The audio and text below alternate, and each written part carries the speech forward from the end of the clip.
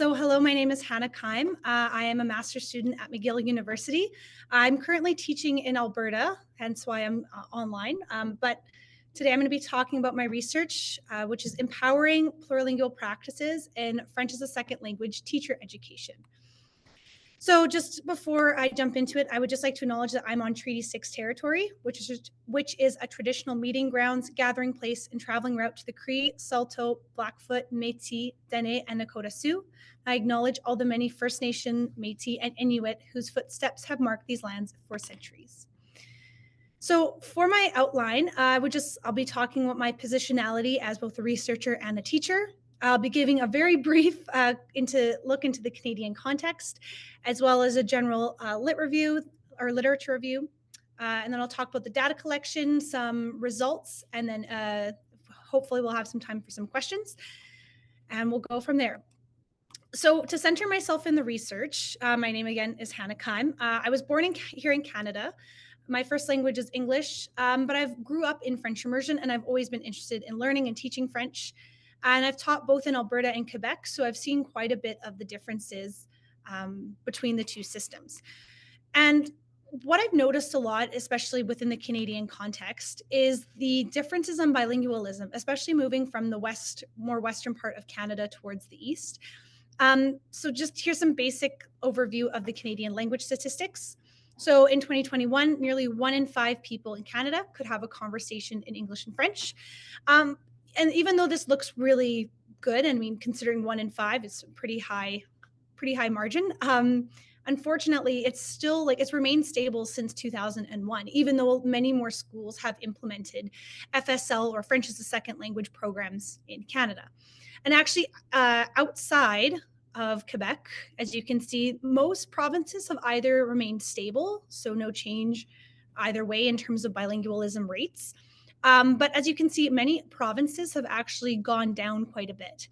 And this is kind of a bit concerning because I know in Alberta, there's definitely been more interest expressed by parents and administration alike to include more French as a second language programming. So a lot of other, as you guys all know, 4.6 million Canadians speak a language other than French and English as a first language. So that's roughly about 12.7% of the population. And within these schools, specifically looking at shortages within French immersion and French as a second language. And my research focused more on French as a second language programs. So within that, there are 10,630 English language schools in Canada that offer French as a second language programming. So the relative teacher shortage affects about 1 out of 3 schools that offer this programming, which is pretty insane to look at considering how many schools and how much of a push there is to offer FSL programming to those who are not in French immersion. So the estimated shortage of FSL teachers is roughly between 7,000 to 8,000. And this was a few years ago. And from all the research that I've been doing, the rates are only going up. They're not getting any lower. So just to provide some context to the research that I did, my research is informed by plurilingualism, which refers to dynamic and ever-developing linguistic repertoire of an individual user. And especially within our classrooms, we are seeing so many students who speak English as an additional language.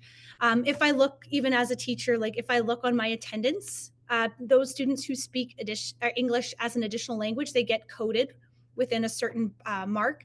And I would say roughly I'm probably around like 50% of my students have that coding with them. And often certain students slip through the cracks. So there are students that definitely have English as, maybe their second or third language. However, they've been in Canada a while, so they're no longer underneath that coding, which is something that I find, so plurilingualism really focuses my research. And something else I really focused on is the idea of linguistic insecurity, which is the perception or belief that a language variety one uses is not legitimate or valued in society.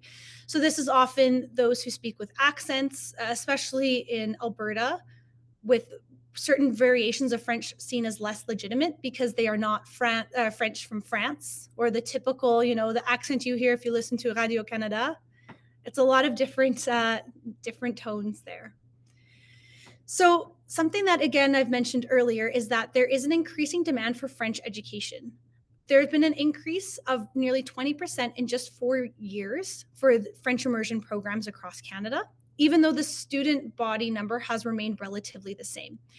There's also a very large trend of immigrant parents choosing French as an additional language for their children, who, like I've mentioned, may already speak English and an additional language, which is why we were looking at the bilingualism rates outside of Canada earlier. And outside of Quebec, 96.5% of school age children enrolled in French programs do not speak French as a mother tongue, which is as a first language, which is not too much of a surprise. However, as if anyone has taught in a classroom or taught those who do not speak French, if you try to teach them French, it takes quite a bit of energy. Something else that I've found in my literature, or in the literature, sorry, is the challenges for FSL teachers. So a lot of FSL teachers report that they do not feel adequately prepared to meet the needs of a diverse and very challenging classrooms. There are also lower graduation rates for FSL teachers from faculties of education. So in 2014, which was the newest statistic I could find, there was only about 60% of of the spaces available, only 60% of those spaces were being filled.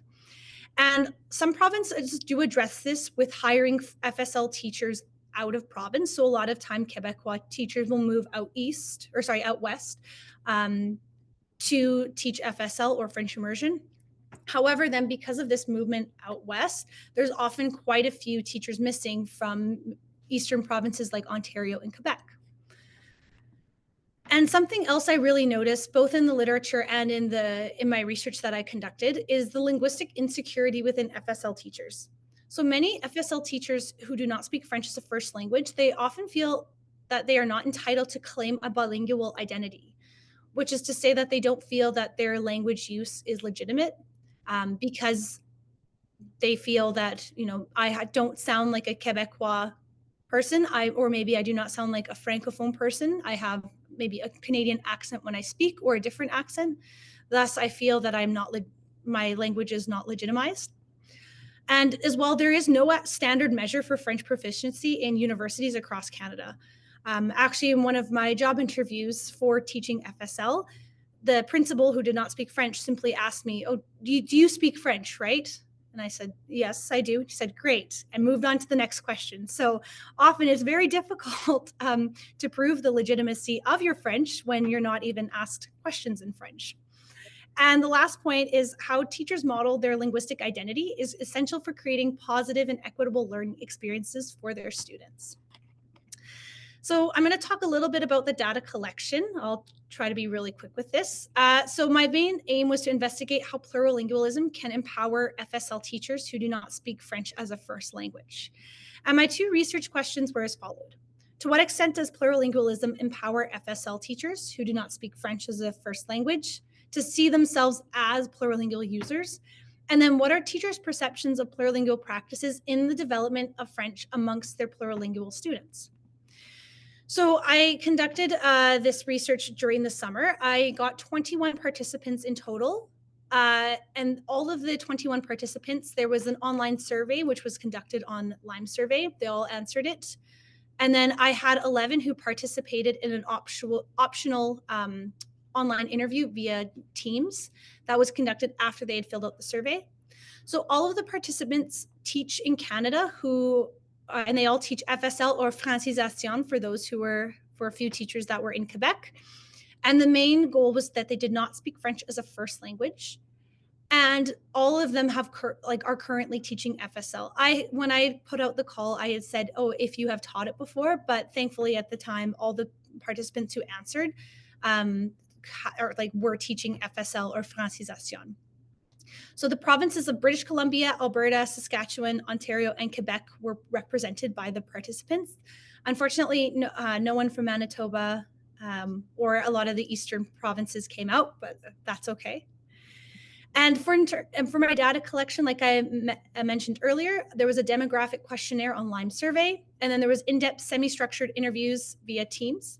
And interviews were conducted in French or English, and there was also a lot of switching between the two languages. How I analyzed both the questionnaire and the interview, was through critical discourse analysis, which is an interdisciplinary research method that has different theoretical models and is a combination of discourse analysis and social theory.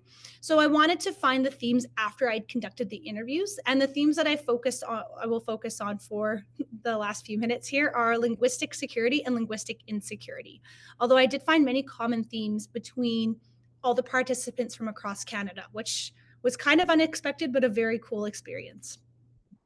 So for the demographic questionnaire, again, it was 21 participants. I asked about their status in Canada, where they teach, their years of experience, and then what areas of French they feel most confident teaching, and what areas of French they feel the least confident teaching, and if they feel that their education prepared them to teach FSL.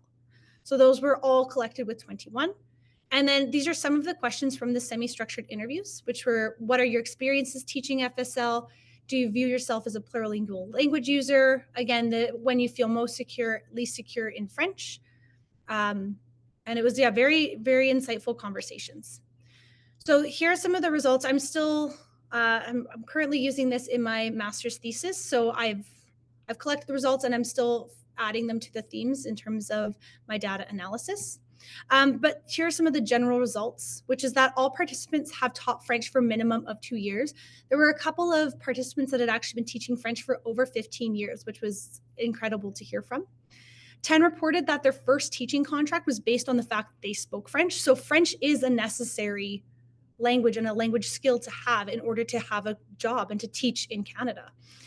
And actually 12 of the participants reported that their area of study in university was not French, but they do teach French. So even though they were studying, whether it was a Bachelor of Arts or Bachelor of Education, they didn't specialize in French, but they've had to use it in their teaching career. 12 participants reported that they feel insecure about their overall proficiency in French.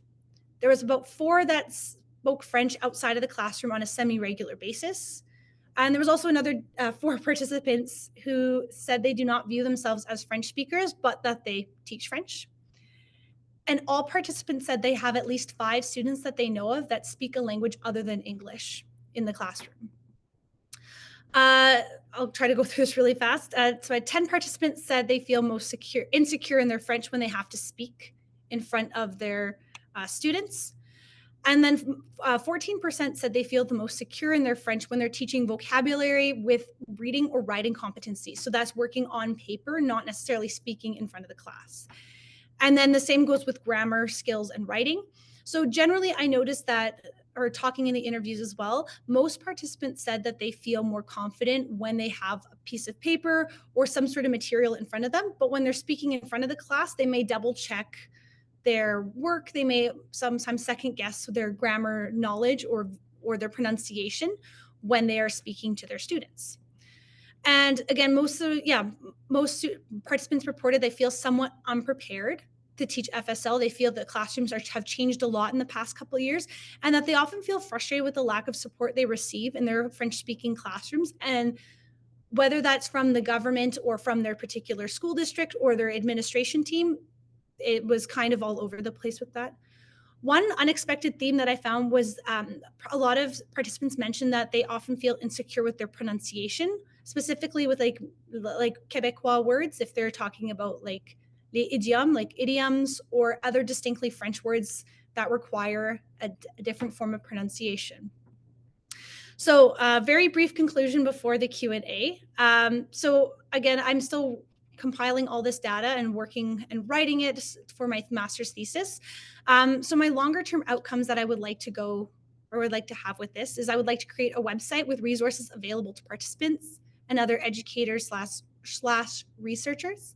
I would also continue to find the trends within FSL teacher education and where there are gaps and overlaps across Canada. And then eventually, potentially for continuing education, I would like to create a training program and or a workshop for Canadian FSL teachers that use plurilingualism to help empower their teaching practices and minimize the effects of linguistic insecurity. So there is much work to be done, but I would just like to say, here are my sources. But I would just like to say thank you, merci. And I'm got a couple minutes to take some questions now, so I will stop sharing my slide.